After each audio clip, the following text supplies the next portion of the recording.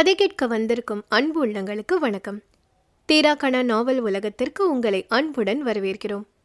இன்று நாம் கேட்கவிருக்கும் ஒலி புத்தகம் எழுத்தாளர் இந்துஷாம் மற்றும் ஆர்த்தி கோபியின் மம ஜீவன ஹேத்துனா.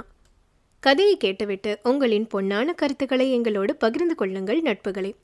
தொடர்ந்து எங்களது சேனலை சப்ஸ்கிரைப் செய்து உங்கள் உறவினர் மற்றும் நண்பர்களுடன் பகிர்ந்து கொள்ளுங்கள். இந்து ஆர்த்தியின் மம ஜீவன ஹேத்துனா. கதையின் குரலாக நான் ஆர்ஜே கிருத்திகராஜ்.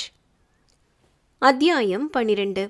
வெகு நாட்களுக்கு பிறகு ஜானகியின் முகத்தில் சந்தோஷத்தை கண்ட சௌமியாவிற்கு ஒரு புறம் அதை சோதிக்க விருப்பமில்லை என்றாலும் மறுபுறம் தன் காரியத்தை சாதிப்பதில் குறியாக இருந்தாள். விஷ்ணு கூறியது போல் முதலில் அவர் மனதில் நம்பிக்கை விதைக்க திட்டமிட்டாள். ஜானகி, ஸ்ரீதர் மற்றும் சுஜாதாவும் சாப்பிட்டு கொண்டிருக்க சௌமியா அவர்களுடன் வந்து இணைந்து கொண்டாள்.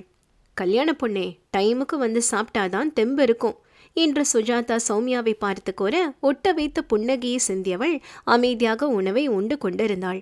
அவளை தவிர மற்ற மூவரும் அவளின் திருமணத்தை பற்றியே பேசிக் கொண்டிருக்க சௌமியாவிற்கு அங்கு இருப்பது சங்கடமாக இருந்தது. ஜானு, உங்க மாமியார் என்ன சொல்றா? நிச்சயம் முடிஞ்சதும் கூடுமான வரைக்கும் சீக்கிரம் கல்யாணத்தை வச்சுக்கலாம்னு சொல்லு, தள்ளி போட வேணாமே என்றார் ஸ்ரீதர். ஆமா அண்ணா, ஆனா விச்சு யூஎஸ் போற பிளான் இருக்குன்னு சொல்றான். கொஞ்சம் அவகாசம் இருந்தா நன்னா இருக்கும்னு பிரியப்படுறான் என்றார் ஜானகி. சரி, ஒரு சரியான தேதியை நிச்சயத்துக்குள்ள சொல்லு. அதை பார்த்துட்டு தான் நானும் சுஜாதாவும் கீர்த்து ஆத்துக்கு கிளம்ப முடியும். 6 மாசத்துக்கு மேலே ஆச்சுன்னா நாங்கள் எங்கள் ட்ராவல் பிளானை மாற்றிப்போம். ஏன்னா இப்போ போனால் அடுத்த 6 மாதம் அங்கே தான் இருப்போம் என்றார் தன் பக்கம் இருக்கும் சூழ்நிலையை எடுத்துக்காட்டி. நான் எங்கள் மாமியார்கிட்டையும் நாத்தனார்கிட்டையும் இதை பற்றி ஒரு வார்த்தை அவ காதில் போட்டுட்டு சீக்கிரம் ஏற்பாடு பண்ணுறேன் அண்ணா. எனக்குன்னு இருக்கிறவா நீயும் மண்ணியும் தான். அம்மா இருந்திருந்தா இவ கல்யாணத்தை பார்த்து ரொம்ப சந்தோஷப்பட்டிருப்பா என்று கண்கள் கலங்க சொல்ல சுஜாதா அவருக்கு ஆறுதலாக பேசினார். அன்னையின் பரிதவிப்பை புரிந்து கொண்டாலும் தன் மனதில் குடைந்து கொண்டிருக்கும் கேள்வியை அவரிடம் கேட்க நினைத்து இரவு உணவை முடித்தவள் ஜானகியை தேடி அவர் அறைக்கு சென்றாள். அனைத்து வேலைகளை முடித்தவர் கால்களை நீட்டியபடி கட்டிலில் அமர்ந்து சோர்ந்த கால்வலிக்கு தைலத்தை பூசிக்கொண்டிருந்தார் ஜானகி. அவர் காலடியில் அமர்ந்து, கொடுமா, நான் போட்டு தேய்ச்சி விடுறேன் என்று சொல்லியபடி தன் அன்னையின் பாதங்களை தன் மடி மீது வைத்து கொண்டு மெல்ல தைலத்தை பூசிக்கொண்டிருந்தாள். ஒரு வழியாக தைரியத்தை வரவழைத்து கொண்டு அன்னையின் முகத்தை பாராமல், மா, நான் உன்னை கேட்டா தப்பா எடுத்துக்க மாட்டியே என்று ஆரம்பித்தாள். மகள் பீடிகையுடன் கேள்வி கேட்பதை புரிந்து கொண்டாலும் அதை அவளே வாய்த்திறந்து கேட்கட்டும் என்றெண்ணி, கேளு என்றார். எனக்கு இப்போ இந்த கல்யாணம் அவசரமாக நடக்கிற மாதிரி இருக்குமா? கொஞ்சம் டைம் வேணும். அடுத்து நான் கொஞ்ச நாள் வேலைக்கு போகணும்னு ஆசையாக இருக்கு என்று சௌமியா சொன்னதும் அமைதியாக அவள் முகத்தையே ஆழ்ந்து பார்த்தார் ஜானகி. சரிதான் சௌமி, எனக்கு மட்டும் உடனே கல்யாணம் பண்ணி கொடுக்கணும்னு ஆசையாக சொல்லு. என் பொண்ணு வேலைக்கு போய் தன்னோட சொந்த காலில் நிற்கணும், நிறைய சுய நம்பிக்கையை வளர்த்துக்கணும். அதுக்கப்புறம்தான் கல்யாணம்னு நானும் தான் ஆசைப்பட்டேன். ஆனால் நீயே அதை கெடுத்துண்ட என்று அமைதியாக கூறினாலும் சௌமியாவால் மேற்கொண்டு கேள்வி எழுப்ப முடியாமல் பதிலளித்தார். நானா? என் ஆசையும் அதுதானம்மா.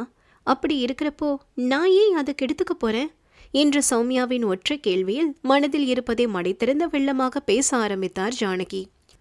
அதையெல்லாம் நீயும் கௌதமும் நல்ல ஃப்ரெண்ட்ஸ்ன்னு நான் நினச்சுண்டு இருந்த வரைக்கும் தான் அந்த நம்பிக்கை.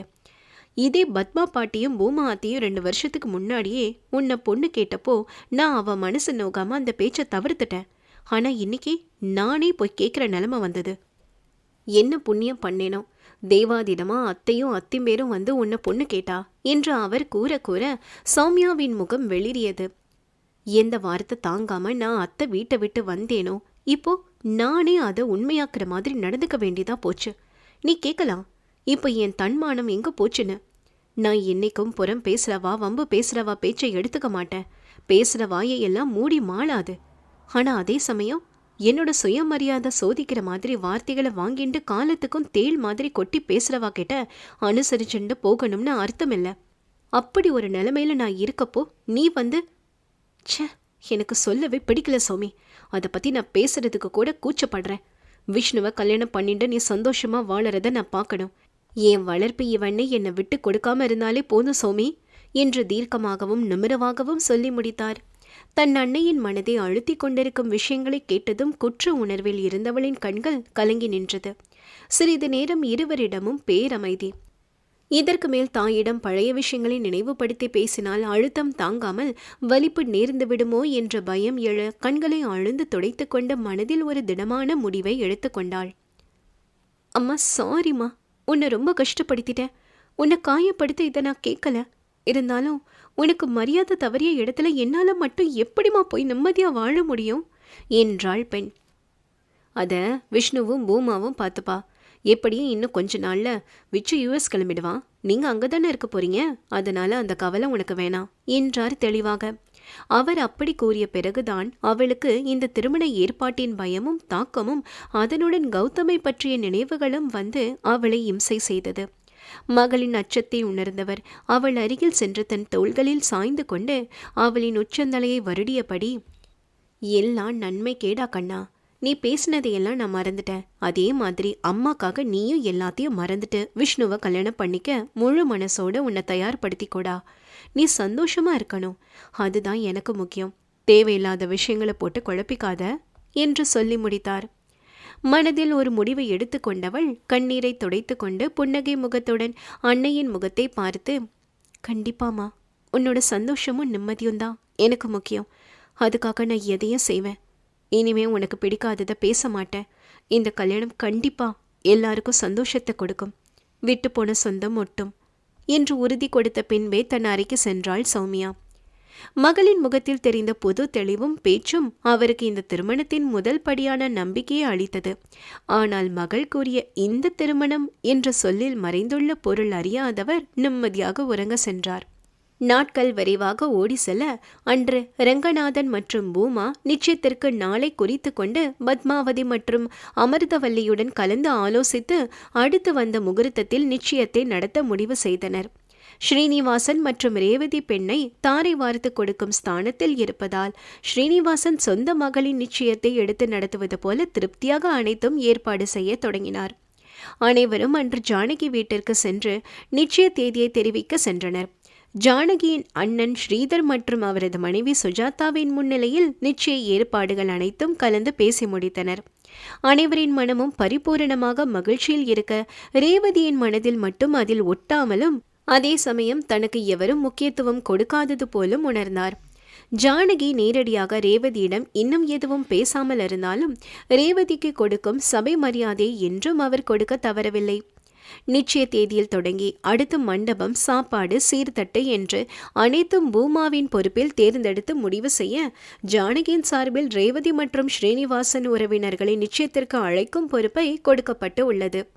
மகளின் வாழ்வு எந்தவித இடையூறு இல்லாமல் முழுமையாக தொடங்க வேண்டும் என்று மனதார ஜானகி வேண்டிக் கொண்டாலும் ரகுவின் பிரிவும் சொந்த மகளுக்கே முன்னின்று எந்தவித சுப காரியங்களில் ஈடுபட முடியாமல் போன தன் நிலையையும் எண்ணி தன்னை குறுக்கிக் கொண்டு வாடினார். தன்னிடத்தில் ரேவதி இருந்து நிச்சயத்தை நடத்துவதால் ரேவதியின் எந்தவித எதிர்மறை எண்ணம் தன் மகளை அண்டவிடாமல் விஷ்ணுவுடன் நீண்ட காலம் நிறைவாக வாழ வேண்டும் என்று மனதார பிரார்த்தித்து கொண்டார். மணி, அடுத்த வார வெள்ளிக்கிழமை நல்ல நாளா இருக்கு, அன்னைக்கு நிச்சயத்தை வச்சோடலாமா என்று பூமா கேட்க அதுவரை அமைதியாக இருந்த ரேவதி, ஏ பூமா, இதையெல்லாம் கூட அவகிட்ட கேட்டுட்டு இருப்பியா? நாம பேசி முடிவெடுத்தா அவ என்ன மறுத்தா பேச போறா? இனி நீ எல்லாத்தையும் உங்க அண்ணனை கேட்டுட்டு பண்ணு. நாங்க தானே முன்ன இருந்து எல்லாம் பண்ண போறோம் என்று பதில் கூற ஜானகி மனதில் சுருக்கின்ற வலி. இத்தனை வருடம் கழிந்தும் ரேவதியின் குணம் மாறாததைக் கண்டு பூமா நொந்து கொண்டாலும் அதற்கு தகுந்த பதில் கொடுக்க நினைத்தார்.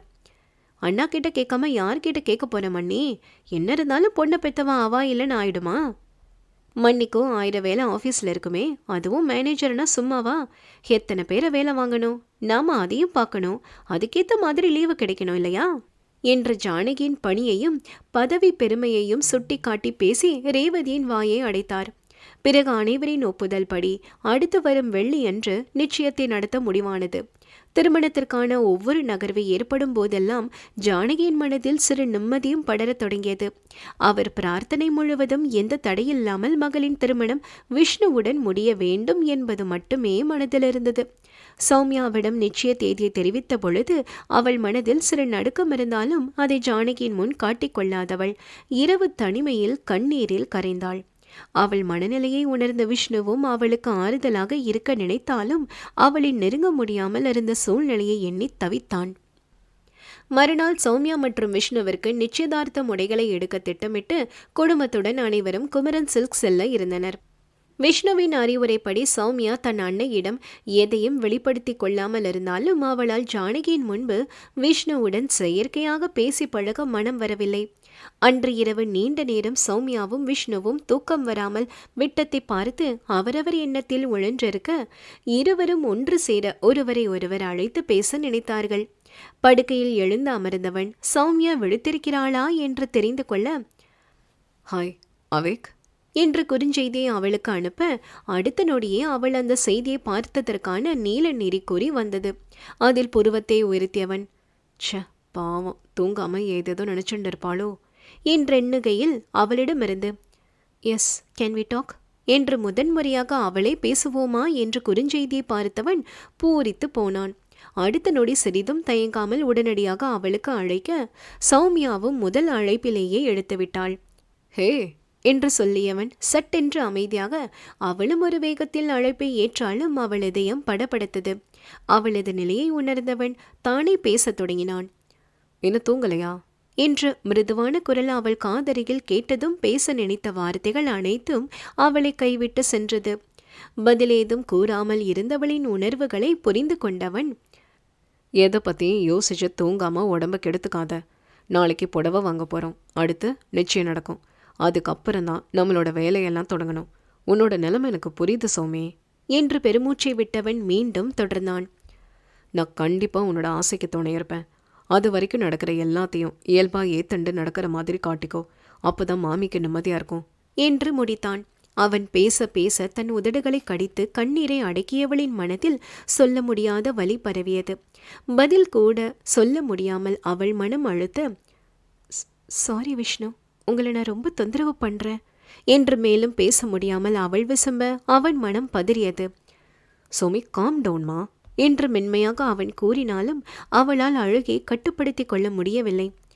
சரி இரு, நான் வீடியோ கால் பண்ணுறேன் என்று அவன் சொல்ல அவள் பதில் சொல்வதற்குள் இணைப்பை துண்டித்து அவளை காணொளி அழைப்பில் தொடர்பு கொண்டான்.